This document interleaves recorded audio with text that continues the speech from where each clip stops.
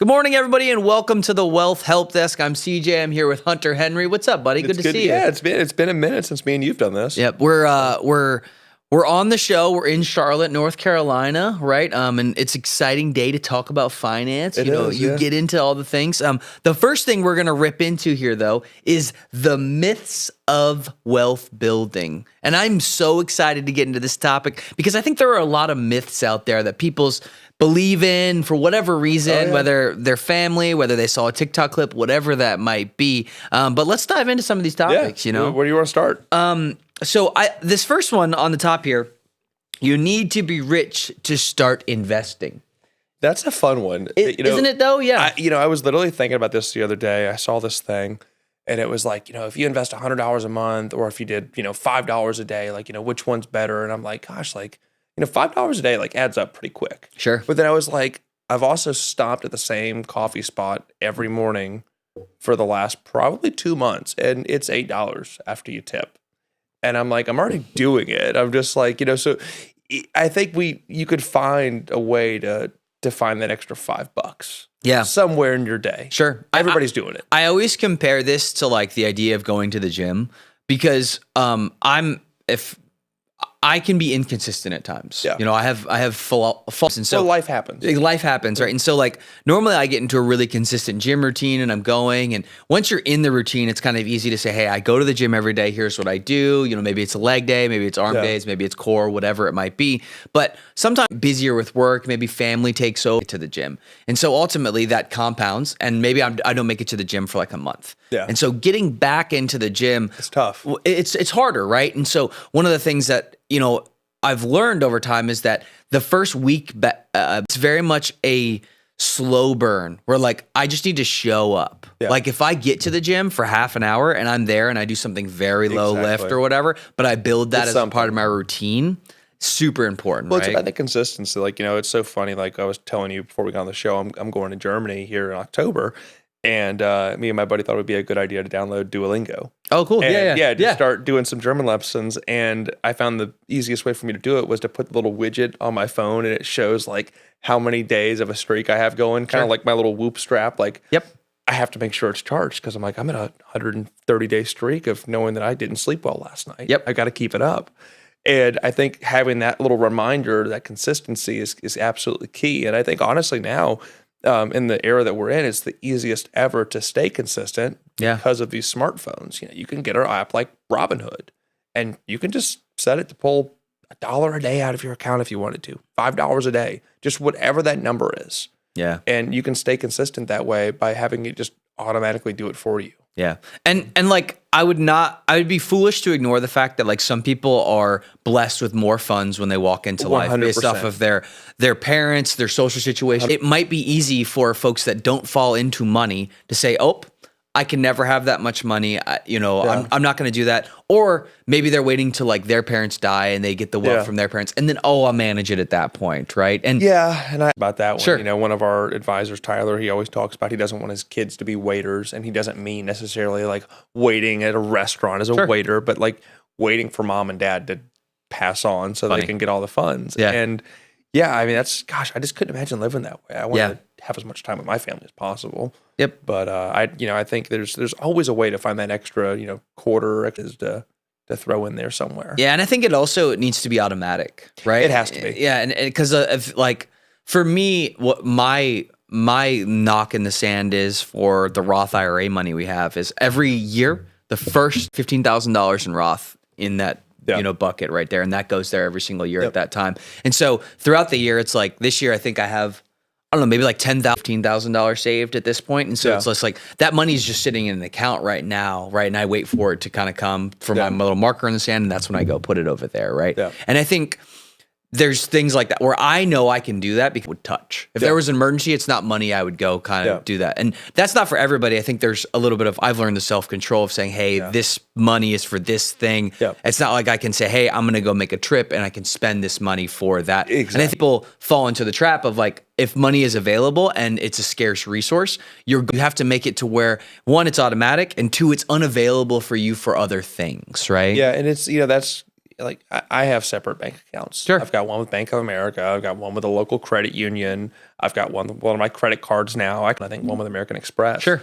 And I just kind of separate those funds. And I think when it's not as simple as just pushing a button and the funds are used for something else. Yep. And I have to really it's going to take 5 or 6 days to transfer. And maybe I don't need to use it for that. Yeah, totally. It sets up kind of a wall for you almost, like a boundary. Yeah. So there's also a lot of pride in like, I don't know if you've probably experienced this before, but like when you build something, even if it's like IKEA furniture or like one of the things I always talk about is the racing rigs that we have in the office. So we have these 4 iRacing rigs, and we're big into racing in general through product and because we love iRacing and real racing.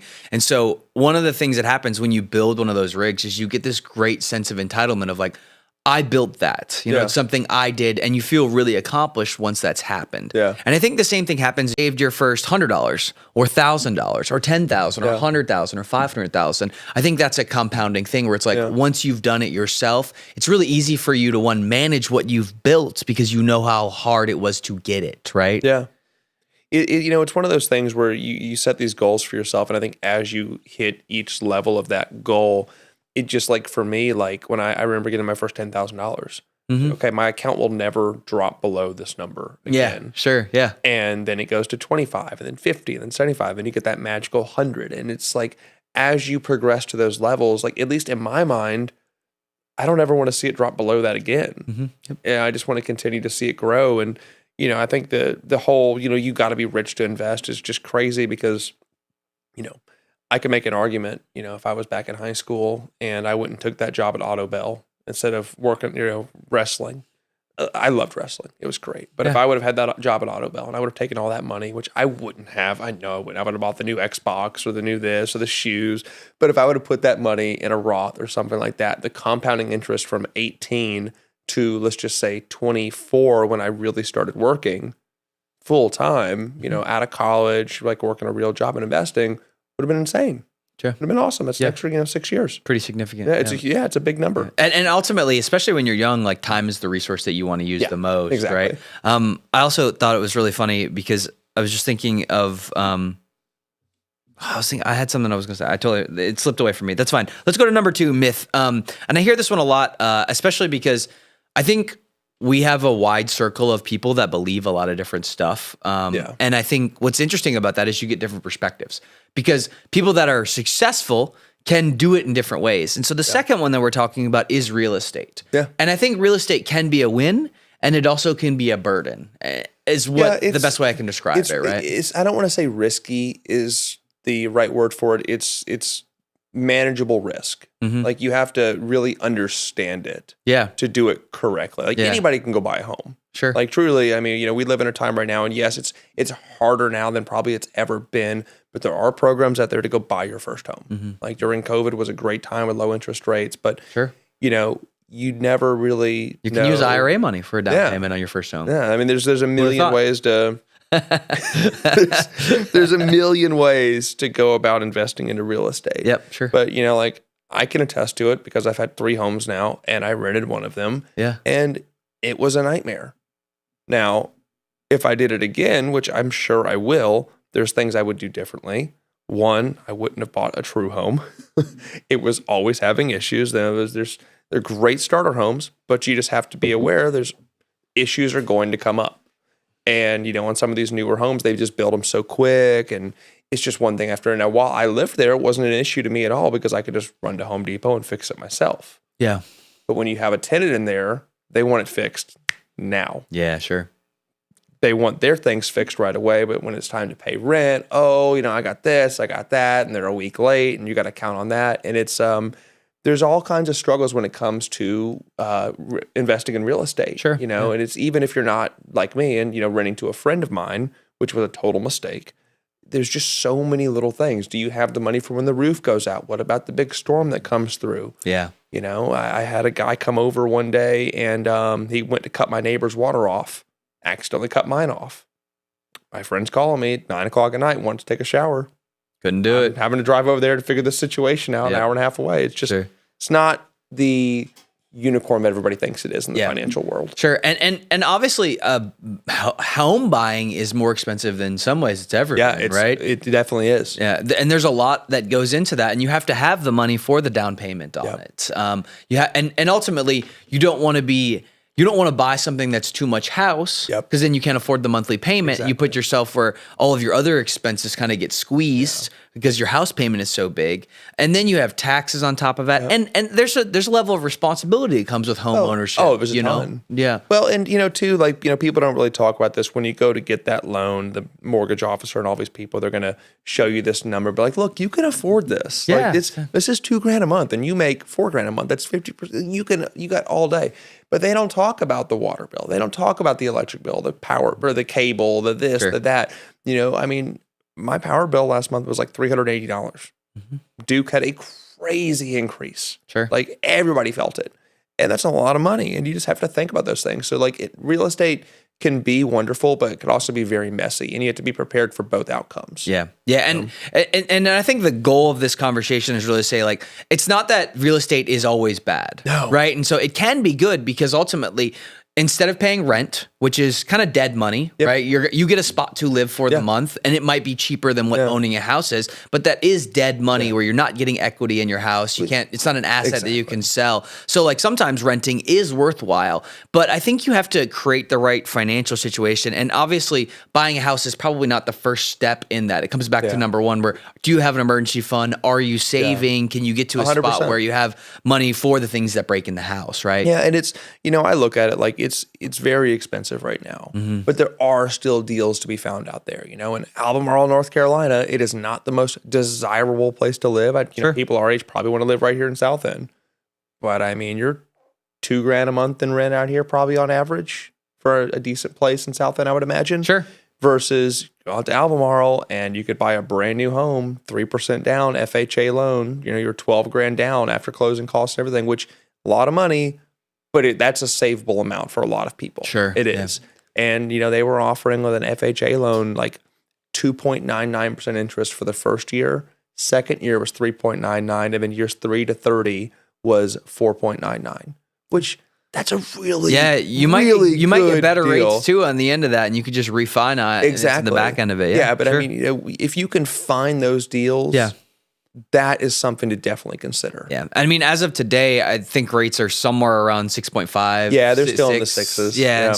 And that's what mine is right now too. Ours is really high. And so we're paying a ton in interest. And it's just one of those things where there's a right time and a right place for some of those pieces. And ultimately, you want to be in a position where you can be able to afford a home. But I don't think this is the first one for wealth building. It's not the first thing you need to go do. It's down the line, right? Exactly. I mean, for me, for wealth building, it's obviously get that safety net first. Like get that, for me, it's 6 months. I like 6 months of all my expenses in one account that's cash that I can grab whenever I want. I just feel safe that way.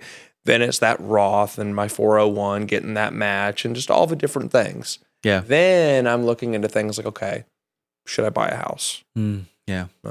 The other thing that people talk about in myths are this idea of passive income. Yeah. And it's really funny. So, obviously, Mark Henry is your dad. Yeah. He's the man. But I've gotten a chance to do a lot of radio shows with him over the past, 18 months, and it's been awesome. And one of the first things he said was talking about income.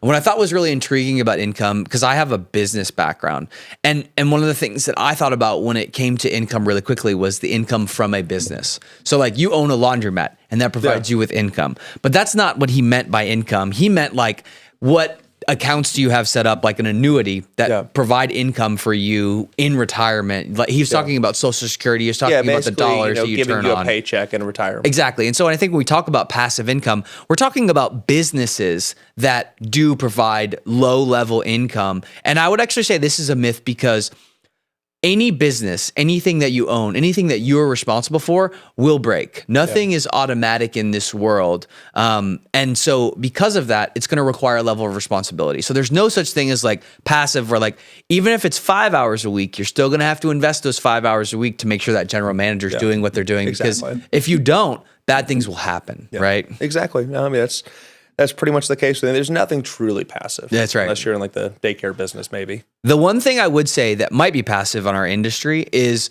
like an index fund.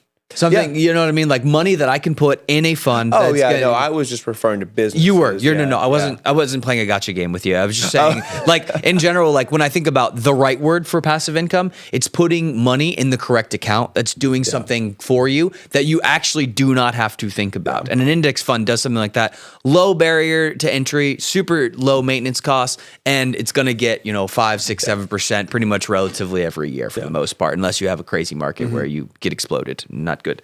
Last thing. Myth, you have to sacrifice everything later. So you in your 20s and 30s have to sacrifice every dollar towards your retirement to be wealthy later. Why is that not true, Hunter? Tell me. I think that is the biggest joke ever. I don't know. Like I look at it right now and I have so many friends in their 20s, in their early 30s, and they are just grinding away. Sure. And right now is the best time to go out and have fun and do things. Sure. Like I look at it from the perspective of, before you have kids, take that trip, go to that place you want to go to. You don't have to go spend a crazy amount of money. One of my best friends, Clay, he takes what he calls a claycation every year. He's a teacher and he goes on his claycation. He's Army Reserves and he goes to Europe for like 2 weeks. And he will do this on a budget that is just, it blows my mind how cheap he can do it. And he'll go over there and stay in hostels and all these things. Yeah. And the photos, the memories, all these things that he's getting from that are... Maybe that person is sacrificing so much in their life that they can't have any joy. There's also some jobs or a lot of jobs where you don't get that lunch break that we do. Totally. We're very blessed in the fact that we can go across the street and, grab a meal and, sometimes grab a beer on a Friday. And we're very, very lucky to be able to do that. But there's a lot of jobs. I almost wish I had a job like that where I had to pack my lunch every day because I'd probably weigh 10 pounds less. And probably weigh 10 pounds less. And I'd be eating a little bit healthier and, not getting that, I'd be eating a little bit healthier and, not getting that big chicken punch. Yeah. Well, I mean, but ultimately it comes back to this idea of like the money you would have spent at lunch is now saved, goes into a retirement account. And if you did that for 10 years, by the way, you're going to be in a great spot. Like you're set, especially if you're doing something like that in your 20s, that stuff will have less of an impact if you do it in your 40s and 50s. So if you realize it late, try and catch up. You're not going to have the time of the 20 years that you would have had before. And so it just changes the dynamic so quickly. And there is a level of like, you can't just do whatever, some discipline, but you have to know where you need to have discipline in those things. And it might be lunch, or maybe it's the coffee, or maybe it's some discipline, but you have to know where you need to have discipline in those things. And it might be lunch, or maybe it's the coffee. Or maybe for me, it's the coffee. Yeah. Or maybe it's the, I remember in my 20s, I used to go out to the bars and I would spend, $80, $120 on drinks a night. If I do that for Saturdays and Sundays and I do that for 4 weeks, I'm going to spend $1,000 a month. Oh, yeah. And like, that's, by the way, that's kind of cheap. I think most people spend more than that when they go out on Saturdays. Well, listen, thankfully I live in Albemarle, North Carolina, where I can get a $2 Corona at the boathouse. It's all about where you live too. I mean, there's an opportunity cost to graduating college, all these graduates at UNC here. And I've got to live in South End. Oh my gosh, I want to live in South End so bad. Yep. Because again, you have that crazy rent. And then you're going out with your friends, not just Saturdays and Sundays. You're going out Thursday night. Thursday night's college night. Because you could walk across the street to the bar. Versus if you would have moved to, say, Waxhaw, North Carolina. Is it as fun? No. Do they have some great local bars? Yes. Do they have plenty to do? Yes. Yeah. Can you get a nice place out there for a lot less money? Absolutely. Sure. Yep. And, it's money to save. It is. So there's you have to pick and choose. Yep. Well, don't believe the myths. All right. We're going to go on to our next topic, which is going to be behavioral finance traps. Hunter, have you ever been influenced by one of your friends to do something dumb? Yes. I'm typically the one influencing. Nice. I love that. But yeah, no, it's, I think it's really easy to get influenced, by, your friends, by social media and all these things now. And it's tough. It absolutely can cause a lot of issues. Sure. In your financial planning. So I come from a family where we are super conservative. Most folks are Christians. Most folks do not believe in taking high amounts of risks. And so what I have learned over time is the benefit I got from that was I have a lot of discipline and I have a lot of the abilities to put money away in safe accounts like CDs, like things are going to make me the least amount, but I'm not going to take big risks. And so I've been trained by my family to not take big risks. Now, I'm a risk taker. I don't know where I got this from. My mom's a little bit more risky than the rest of our family, but I tend to embrace risk and realize that there are consequences to that risk and say, hey, I'm willing to accept the consequences for that. And so one of the things that I have learned that I am scared of, but I'm able to tolerate is loss aversion. Yeah. And so I am like, Bitcoin was something that I was super into. Right. Yeah. And lots of money into Bitcoin. I took my money out. I think I put money in when it was like 20,000 and I took money out when it was at like 60,000. And so, Oh, that's awesome. excuse me. So like, I'm willing to like kind of dance around some of these things and obviously talk to some folks in my family. They'd be like, no, we cannot do Bitcoin. It is of the devil, right? Like it's just scary, too unrisky, too volatile, whatever. And so, one of the things I found is that because of the culture of my family, they're not willing to take risk on big things like AI. Like that's the next one everybody's talking about, different IPOs, SpaceX, all the things that are going on right now, right? And so I have to know that within my environment, my family's always going to choose safe stuff. And also it puts me in a position where I have to realize that and then know when should I be risky, but when are they right? Like when should I still continue to be safe, right? I think, when it comes to things like the AI, that's huge. It's where the world is going.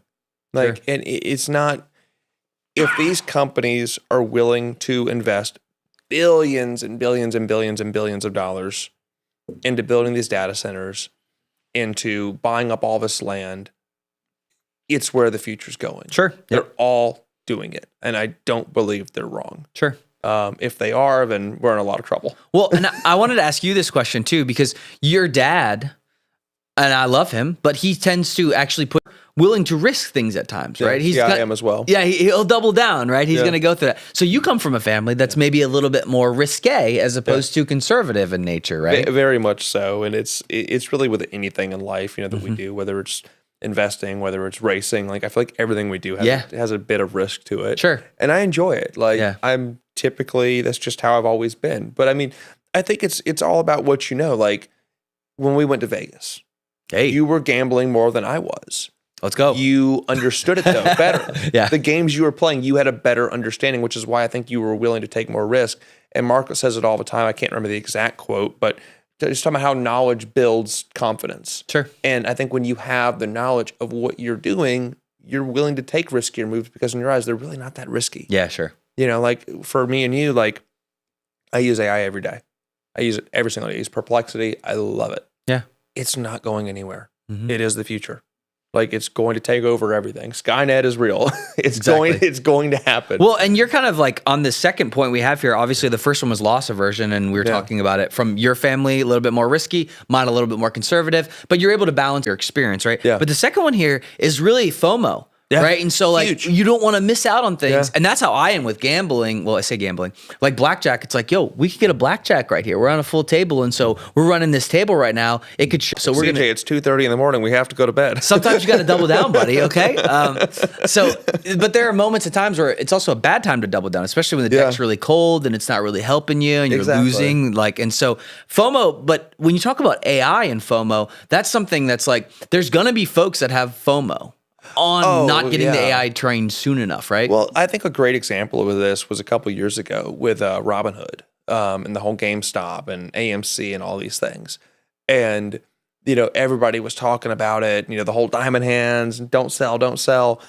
And after the memes came out, that's when everybody started to want to hop on board. And everybody was joining Wall Street bets on Reddit and all these things. And it's like, guys, you're already too late. Like once the memes come, it's already, you're already past it. And we saw that. And a lot of people lost a lot of money. Sure. And even the people that were invested early because they didn't sell soon enough. Yeah, they exactly. got locked out. And there's some folks that say, hey, GameStop was awesome and I did really well with it. Yep. And other people that were like, no, that was dumb. Why did we do that? Right. And it's because of the behavioral wave of like the first wave and the second wave, right? I think that, and that behavior is really what created that FOMO there was like everybody wanted to hop in it. Sure. And it's, I think it's the same thing for NVIDIA and Tesla and all these things. Yep. And no one knows when that point, that shift will happen. Yeah. But like, look at Tesla. Like, look at what it's done over the last 10 years. It's wild. Sure. Yeah. And there's going to be other things. I mean, you said NVIDIA, that's one that like, so we're like big into gaming and we play a lot of video games. Yeah. And you do too. Yeah. And so ultimately it's like, I remember talking to an investor who had a 401k of mine that had like $10,000 in it. And he knew that I was in the gaming space. And he actually called me to like try and what it was. And I was like, the future of gaming is hard. It has to be graphics cards. People will not be able to play the best games. Like pushback, like you would actually let one of those in your office, in your house. Absolutely. Yeah. And what's amazing about that is like they don't believe that that's something pinnacle of success for me, by the way. Like I wanted to do my laundry and make my dinner. Everything. Exactly. I wanted to do everything. And I'm going to treat it very nice, say please and thank you. So when it decides to take over, like I'm one of the good ones. So it doesn't stab you. Yeah. Well, and I think there are a lot with you. And then there are a lot of folks out there that don't agree, right? And like who you surround yourself really matters because you have to know who you're surrounding yourself and how they're influencing you on your finances. Yeah. Some families don't talk about money ever. You know, it's funny because when I hear these conversations were almost daily for me. Yeah, sure. Now that I've moved out to Albemarle, you know, no offense to the people out there, but it's not the typically. Yeah, sure. It's just a very different culture. And there's nothing wrong with that per se. But, you know, when you're not surrounding yourself with people who are encouraging you to do things that are going to build you up for your future, you have to get it. So that's reading about it online, watching YouTube videos, listening to good podcasts. Like I listen to Ed Mylett now basically every day. I love that guy. Yeah, I love him. Yeah. And I have to get it from somewhere because when I lived up here, I was getting that through a friend group that I had where it was just, you know, everybody, it wasn't we were trying to one up each other, but it was a very good friend group of people who were consistently trying to like find that next thing. Better just, yourself. Better. How do we get better? Competition makes you better, right? Yeah, you have to surround yourself with that. Exactly. And always in life. Yeah, exactly. I love that. We're going to go to our next topic, though. Yeah. One of the things that I think you should invest into is yourself, right? And so we're going to talk about career capital and income acceleration. Yes. So how can you, Hunter, make the most money in your life so that you can set yourself up for whatever it is you want in your life? Yeah, I mean, you know, for me, I think it's different because, you know, like my family owns this business. So for me, it's going to be continuing to grow the business. Sure. I think about, you know, as an entrepreneur, my mind is always racing. What's the next thing I can do? And it drives me nuts that I'm like this. I'm very, very ADHD, which I truly do not see as a flaw. I actually think it's one of the best gifts I've ever been given because when I find something I want to do, I just get obsessed about it and I research it and I learn every possible thing about it. It's just taking that ADHD and kind of pointing it in the right direction before it, you know, flies off the rails. Yeah. But, you know, I think for me to grow where I'm at now, it's just to continue these conversations with you. It's to continue showing up at the office and making sure we have the right people there and the right people are coming in, things like that. But I think about for every, you know, we were talking about earlier, the whole Duolingo thing. Yeah. I literally, you know, as soon as you say that word, you start getting ads for it on your phone, all these things. And, you know, one of the things about, you know, people who are bilingual, which I think it's like 60% of this country is or something now, it's like, it's going up. Yeah. It may not be that high, but I was reading this thing, it was going up, but you have an opportunity to make upwards of like 20% more if you're bilingual in this country. Sure. Spanish is a huge one. Yep. German is actually a huge one because they're like one of the largest economies in Europe and we do a lot of business with Germany. Yep. You know, companies like BMW. Mandarin's another good one too because there's a lot of Asian deals that show up over there. Yeah. So, yeah. It's so like, you know, bilingual is a great way to increase your attractiveness to a company. You know, it's basically you're 70% more likely to be hired if, you know, if me and you applied for the same role as just say at BMW.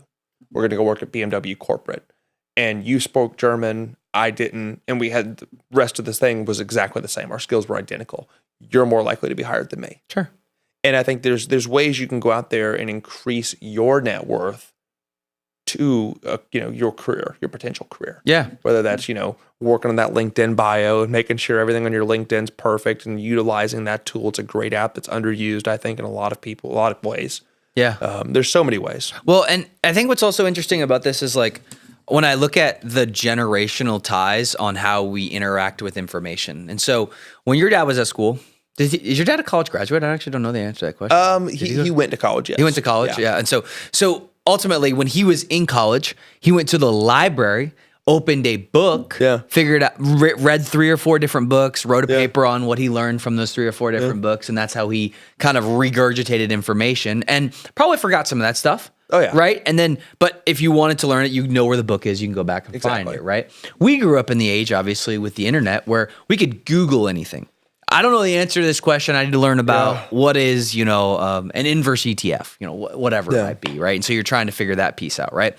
And now we live in maybe the next year, the next phase of this, which is AI, which is like kind of like Google on steroids. Yeah. So like, ChatGPT teach me how to use an inverse ETF in the market today and what sector should I pick, and blah, blah, blah, blah. You can kind of like dive in just a layer deeper where it's like the book might tell you what an inverse ETF is, but you have to know how to use an inverse, ETF, right? Yeah. And so we're in this new phase where when we talk about skills, right? Your skills have dramatically increased because you have the ability to go learn something hyper fast, something that you don't understand completely, that you need an answer to, you can get it you can get super the answer fast. Right now. Exactly. And so when we talk about investing into ourselves, that model has changed pretty dramatically, right? It might be a little bit more of like, the paid for, knowledge funnel. Oh, yeah. If you invest $300 a month into Claude and you can spit back anything I need, it's probably a good bet for you, right? And so, I think for business owners, things like that, it's unbelievable. Yeah. People who aren't using it are falling behind rapidly. Sure. Claude is an awesome tool. So. Yeah, and so when we talk about this, I think one of the things about leveling up your career is investing in yourself. And I think everyone should be using tools like AI to be able to level up whatever they're doing in their daily job, because it's really easy to be complacent. So you show up, you get a paycheck, somebody who's you can have a nice family work environment or whatever, but ultimately like the paycheck is the outcome. And so people need to get paid in order to work. And so they're going to constantly, they're not going to try and build the business in the same way like an owner would. Right. And so what you want to do is make that easier for them to go the extra mile. And tools like this, whether it's investing in yourself, learning another language, learning how to do a new skill, learning how to use AI in an efficient way, those all level you up to make you more valuable, right? Well, and that's what everybody's trying to become, is just more valuable at the end of the day, whether it's your 401, your IRA, whatever it is, yourself. Yeah. You have to make yourself the most valuable person. Everybody talks about, it's a horrible job market and layoffs and all this stuff.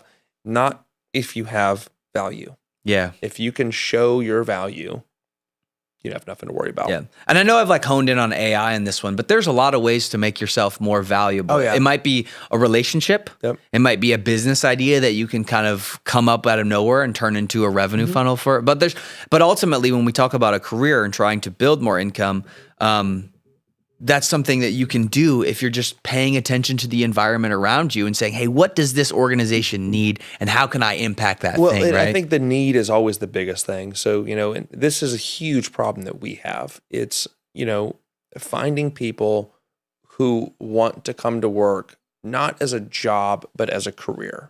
Yeah. And I think when you can go to work and this is my career, I'm here, you're going to act completely different as if it's a 9-to-5 job. Yeah. And the reason I say that is, like, say if I, worked at McDonald's and my job was, creating the burger. Are you ever going to see me at the front sweeping up?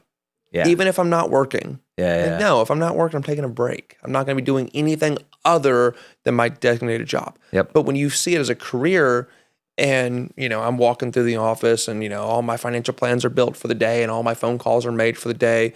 But I see, Courtney's up at the front and she's just struggling. She's got a list of, 40 more phone calls to make. And if I can just come up there and cut that in half for her, it's not my job, but I see it as a career and I want to help everybody, because when Courtney succeeds, I succeed. And when I succeed, you succeed. Exactly. And I think that's what creates value. When you can come into that job every day, that career, and you can take that extra step, that creates a value into itself. Yeah. And like, that's actually one of the ways that like I love from being able to find where value is required. All you have to do is watch other people, what they're doing. Yeah. If you watch what they're doing, you're like, oh, this task is hard and challenging and it takes a long time and they need help with it in this way. And so it's like, if you pay attention to those things, you start doing them. And ultimately, I think you should start doing them. And it's not like you immediately be like, oh, I need a raise because I'm doing these things. But you end up with more value. And then it's easier for you at the end of a year, 2 years, to be like, hey, I provide value in this way. Here's why I deserve a raise. Yeah. And I don't think people think about it long term like that. They think about it short term and they do like one one little extra thing, and Even they're they like, expect oh, it. Yeah. You expect to be thanked and all these things. It's Yeah. not really about that. Yeah. It's about that continued effort in areas that are unexpected. Yeah, and investing in you. How are you more Exactly. valuable today? And that's Yeah. really, really important to figure out. I think the other thing that we're seeing a lot of, and I don't hate this for it, specifically because of the pension disappearing, but ultimately a lot of people are job hopping nowadays. They go from one place to another because you can get a bigger salary each time, right? It's I don't really see a problem with it. It does drive me nuts as a business owner one day. Yeah. The whole, they're there for a month and they don't even put their 2 weeks in them and they're off to the next job because they got a quick little raise. Sure. I think you should always be looking, like always be applying. Why not? Sure. Somebody might come in with a 25, 30% raise. I'm just saying it's not a bad thing, but still, put that 2 weeks in. Like if you get that massive raise, put that 2 weeks in, let them know, because you'd be surprised. Like you put that 2 weeks in, well, where are you going? Oh, I, have a better opportunity. Oh, well, let's talk. Sure. It does happen. Yeah. And I think there's actually a skill to be gained here. And one of the things that normally when I leave a position, and I'm looking for a job, I normally try and find like a really low barrier job that I know I can get and just go through the interview process and get to a spot where I can know I get an offer. Because what that does is it refines my skills to make sure like, oh, I still know the answers to the questions. Because there's a little bit of a game that's played on the interviewing side, right? Absolutely. It's always the dumbest question. I hate it, but it's like, what's your greatest weakness? And like, how do you answer that question? Why do you answer it in the way you do? And what does that turn into? And I think it's, ultimately one of those things where you're kind of, I know how I've answered that question previously, but it's like, maybe it's changed. Maybe I can rethink about that question, but you haven't thought about it in years because maybe you haven't got a new job in years, so you don't know how to answer it. Yeah, Exactly. That's that. Gosh, I don't even remember my last interview. It was probably, I was probably in college, to be honest with you. Oh, really? Yeah. Working at a golf course. Oh, there you go. Yep. And it's good to keep like refining those skills. And even if you have a job currently, just to go through an interview process, because then you still got it, or if you failed. And one of my favorite questions to ask at the end of the interview is there any reason why you wouldn't hire me today based off of something I've said or anything I've done or whatever? Because you're normally not going to get that feedback post-interview. So you have to get it right away. And sometimes they misunderstood you. They misinterpreted. They didn't get the right thing that you were trying to say in that moment. So it gives you a chance to kind of counter with something that maybe they just didn't fully get, right? Yeah, exactly. No, it's super important things. And, there's so many websites and stuff you can go to, like Glassdoor, things like that, to, people will post, like Glassdoor, if you've never used it, it's awesome. They'll post all kinds of stuff about the company. So like when you're doing your research, you're looking at these interviews, you can actually go and look at that exact position at the exact place. It doesn't work as well if it's a small company, but if it's like a big company like Microsoft or Apple or Target or Walmart, you can really get an idea of what that position is going to entail. Yeah. What those interviews look like, what kind of salary you can expect, things like that.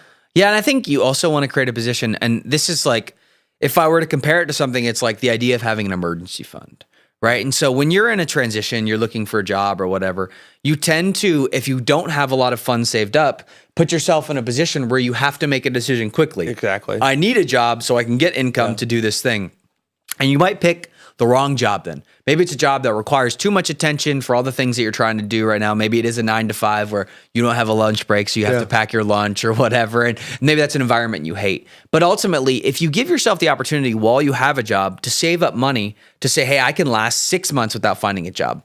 Now you have leverage on your side because you don't have to accept the bottom barrel. You do not have to settle for the job that you don't want, right? Super important to think about. You don't want to, your job is like, that is every day. Sure. And putting yourself in a situation where you're not happy, you're just going to swap again. Yeah. And so it's just make sure you have those funds saved up. So when that layoff comes, unfortunately, one day, which I hope it never does, but you just never know, you're prepared and you don't have to go jump into the next thing immediately. You can actually shop around. Yeah. And every single time that I've been let go, I've been fired a couple times. It happens. I'm a little bit of a rebel. I've also quit jobs a couple times because I didn't like the environment and different things like that. But ultimately, one of the things, when I didn't settle, when I took my time, I always ended up in a better position. Exactly. And I think that's really important. And I think that sucks maybe for like I would hate that for Alloy. The financial business we have, it's like you don't nuance it's going to happen either way It because does. of it. Unfortunately in our business especially,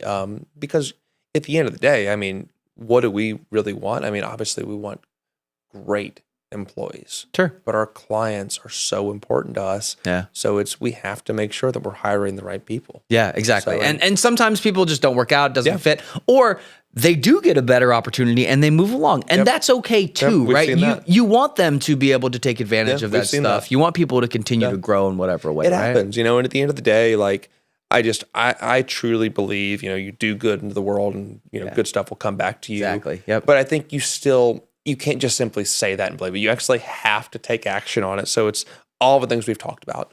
Make yourself valuable and you will reap the benefits of that. Yeah. Whether that's learning another language, whether that's, spiffying up that resume on LinkedIn and really diving into those tools, use AI to help make an unbelievable resume. Yeah. If you aren't using AI in your resumes like that, I don't know what you're doing.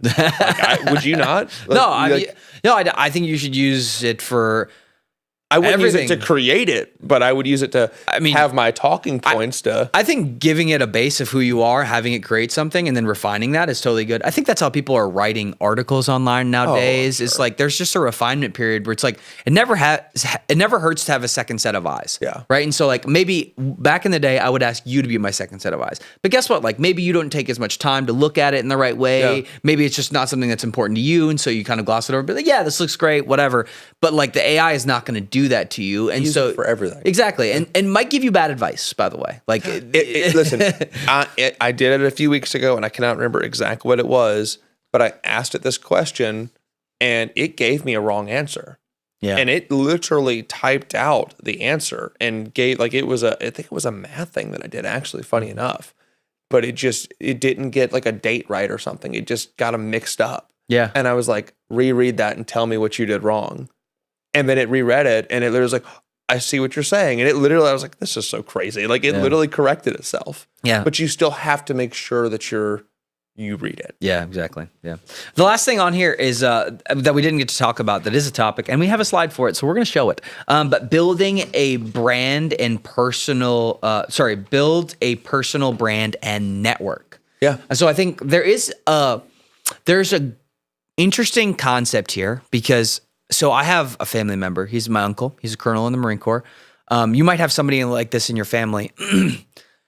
I don't think he's scared to walk up to anybody and talk to them about anything. So like it could be Jeff Bezos standing in line getting a coffee, and my uncle's going to walk up to him and start talking about something, right? And so I like those kind of people because they're always going to meet new people, make a brand. Yeah. People will know their name because they went and approached them and whatever. And so I think there is a level here of like what you're able to do depends a lot on who you know and how you can get certain things done based off of, leveraging that network, right? I struggled with that for whatever reason from middle school to really end of high school. I struggled with just talking to people. I was very quiet. I kind of kept to myself. Sure. Had a few good friends. But for the most part, I would not put myself in situations to just talk to random people.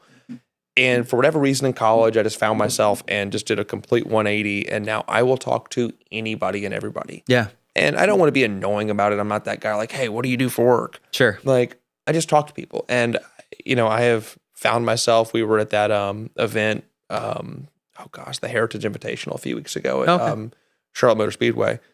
And I'm not good at recognizing celebrities. Like hockey players, maybe, because I'm a huge Canes fan. Outside of that, I couldn't even tell you like some of my favorite, musicians, what they look like. I'd have no idea if I was talking to them or not. Yep. And this goes especially for the racing stuff. So we're sitting there, we're talking, and I'm talking to some of these guys and racing legends. I had no idea who any of them were. Could not tell you which one was Joey Logano, which one was Kurt Busch, which one was Mark Martin. And I'm just sitting here talking to these guys for hours at this event. I mean, legitimately hours. I had no idea who I was talking to for probably the first 30 minutes until one of our buddies told me, he's like, hey, you're just like talking to Kurt Busch. And I'm like, oh, cool. Yeah. And, it's funny. I think when you go into it with that, aspect, you're not talking to these people to get something out of them. You're just talking to learn, et cetera, et cetera. Yeah.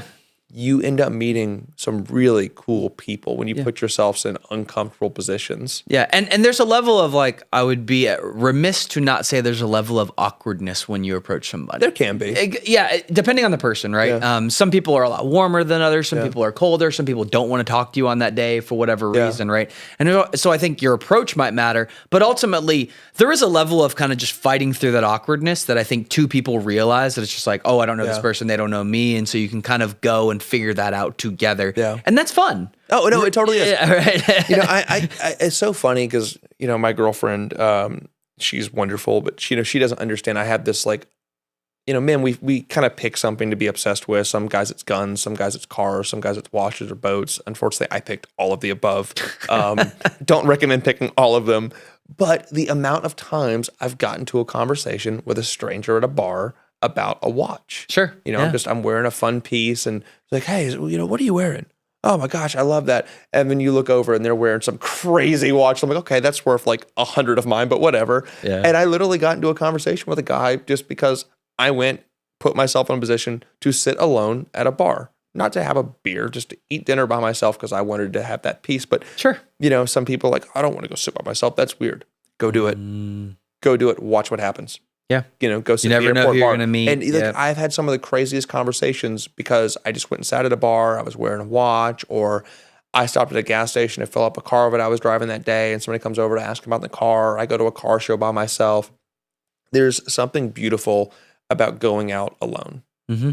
And the situations you find yourself in when you just go do that, whether it's traveling alone, whether it's this, whether it's that, go sitting at the bar, going to the airport, whatever, you meet people. If you're willing to just have conversation, ask a question. Yeah. And I think, it's really easy. And I hate this, like, you can even be super intentional about, like, obviously we all have phones nowadays, right? Yeah. And so, like, it's really easy when you find an awkward moment to escape into your phone. Oh, and I think people do that a lot, right? And so calling it out, saying, hey, I would like to be intentional about our relationship and try and have a conversation without phones, if that's okay with you. Like saying something like that to be like, hey, like, I really care about getting to know you right now. And because not everybody necessarily knows that or agrees with it or whatever, but I think of Ed, when he walked into the room when he was speaking to us at Magellan, one of the first things he said, hey guys, put your phones down, close your laptops. I want to be intentional about having a conversation with you as we're doing this. And like, he was he told me, hey, I'm interested in talking to you and having a relationship with you. And if you want to be distracted by a cell phone or a laptop, that's fine. You can do that. But I'm inviting you to just close that and not participate. No, and it was a great way to start the conversation. Totally. When you're talking to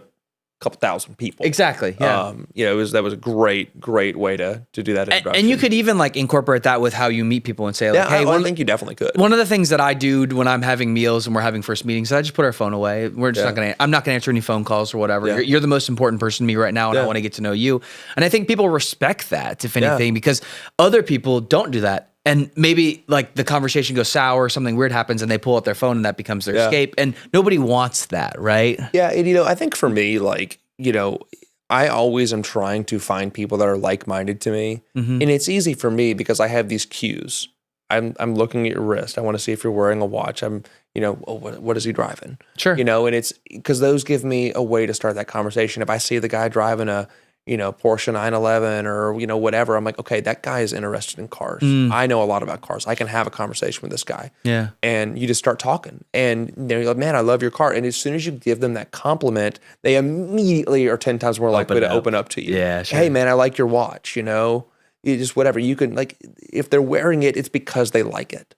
Yeah. And it's so easy to have these conversations and expand your network by just being willing to put yourself in an awkward, uncomfortable situation. Absolutely. It's really cool what that does. Let's do some Q&A. What do you say? Yeah, I think let's hop into it.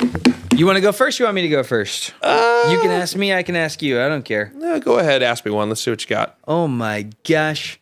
We got some questions in the chat too. Oh my gosh, Hunter. We can look at one of those. Okay. I'm just going to start with the top one and see what happens. Yeah. I'm going to ask you, I'm 28 and just started investing with $300 a month. Okay. Should I put it all in index funds or should I diversify into an individual stocks or crypto? Should I diversify into individual stocks or crypto? Sorry. Those are great questions. Yeah. So where are you at? Are you a advanced investor? If you Well, they're just 28. started, I'm assuming probably not. But you know, at the end of the day, like we talked about earlier, with AI, you can learn anything. Sure. So I think if you're passionate enough and you understand that individual stock that you want to invest in and why, and you can give a tangible reason, like this is why I want to invest in this. So for me, it's, you know, AI, NVIDIA.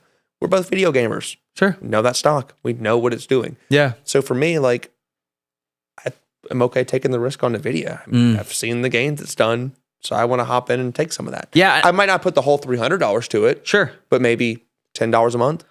Well, 20? and I think when we classify this person from a suitability perspective, I mean, they're still young. Yeah, very and young. they just started investing. And $300 a month is a lot, by the way. That's a lot of money. That's a big commitment to be able to say, hey, I'm going to constantly do $75 a week into this thing, right?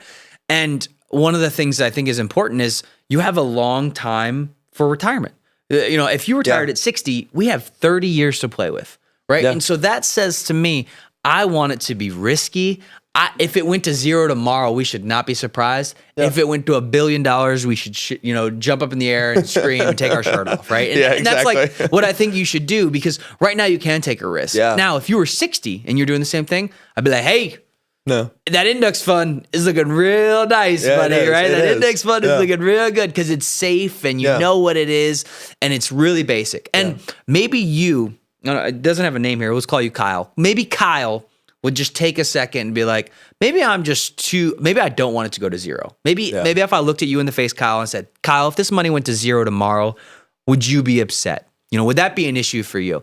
And if he said yes, I'd be like, well, maybe we shouldn't go crypto. Maybe we should go something a little bit more basic. Conservative, yeah. Chipotle, I don't know. Monster Energy. Yeah, like Kyle. I mean, I don't recommend it, by the way, picking individual stocks. Yeah. You specifically as a person, unless that's your full-time job and you want to invest all into reading financial documents, looking at market trends or something like that, you should hire somebody that's got an active portfolio manager. Yeah. That's their job, because I'm sitting here talking to you on a podcast. I'm not looking at what Tesla's doing right now. No idea. So I have no idea. If you were like, CJ, what's going on with Tesla right now? I'd be like, yo, we got to go find out. We got to do some research. I don't know. Let's call somebody who knows, because I don't know right now, right? And I think that's important to say. You are not going to know the answer to that question. So there's some unknowns there. You have to be willing to take that risk on it, right? Let's hop into number 2. You ready? Okay, go ahead. Give it to me. I'm 45. You're old. Just kidding. And I only have $80,000 saved for retirement. Am I behind? What's the fastest way to catch up without burning out? Ooh. Okay, let me start with the emotional side of this question, that am I behind? Everyone has a different timeline, right? Everyone has different tragedies that happens in different parts of their life, right? Not everybody is the same as myself, maybe as Hunter, maybe, I've been thinking about my retirement since I was 18 years old. That might not be you.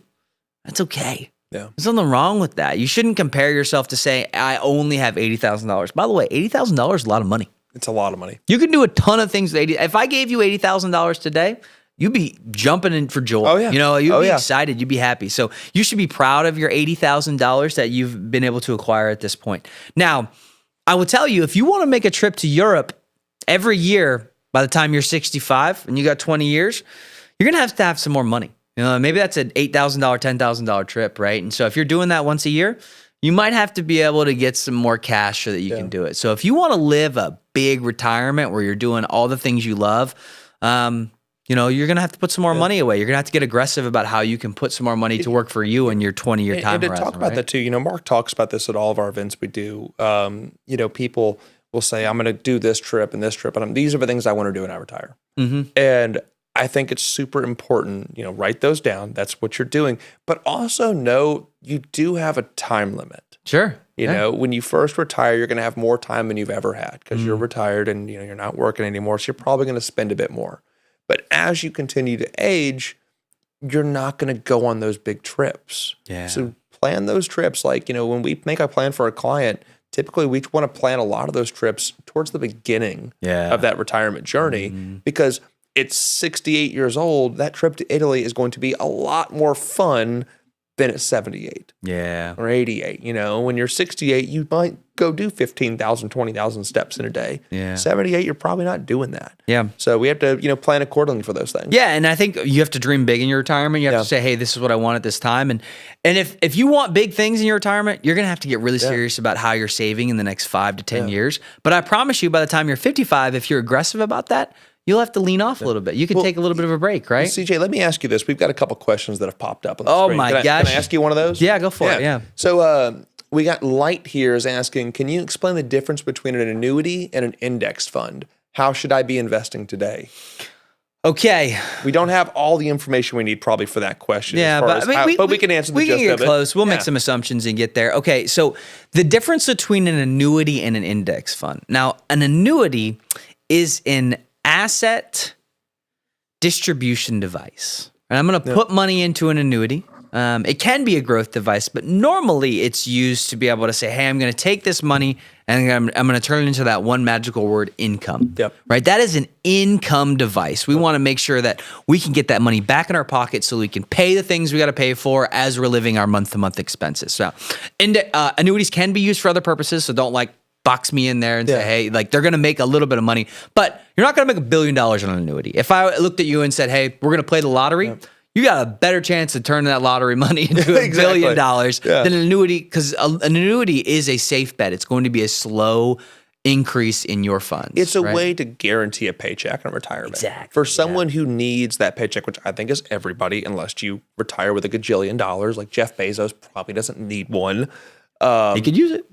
Listen, we could make it beneficial. It's a safe bet. But they're great tools for someone who has had a consistent paycheck their entire life. Yep. And now they're retiring and they've got all these different statements all over the place, and they don't know where they can draw from. They don't know which one they're supposed to take from first. They don't know how to, I need to make $65,000 a year in retirement. Yeah. And I've got $2,000 a month coming in Social Security. Where's the rest coming from? Yeah. And an index fund on the other side of that is a passive portfolio that you put into a bunch of different stocks, and it goes up or it goes up or down. It's pretty basic. It's roller coaster. Yeah, it's a roller coaster. It's going to go up and down. It's going to go up sometimes. It's going to go down sometimes. And you're going to ride the wave. And depending on your age, both can be great. Yeah. If for me, I don't need an annuity. I'm way too young. I don't need one. But for a 60-year-old, 65-year-old, they could be a great tool. Yeah, absolutely, exactly. I think that's all we got time for today, man. We've been going. Yeah, hard we've been for going an hard. hour. It's been a great day on the Wealth Help Desk. We've got tons of questions we can still answer. We're gonna turn those over to next week. But thanks for joining us here. Our goal is to make sure that you have a safe place to ask any question you need to about your finance journey. So thanks for joining us here. We'll be back on Wednesday next week. It'll be an exciting day, and I can't wait to see you there. I can't wait. It's been great, CJ. Thank you, boss. Absolutely. Have a good day. Go crush it Wednesday. See you guys.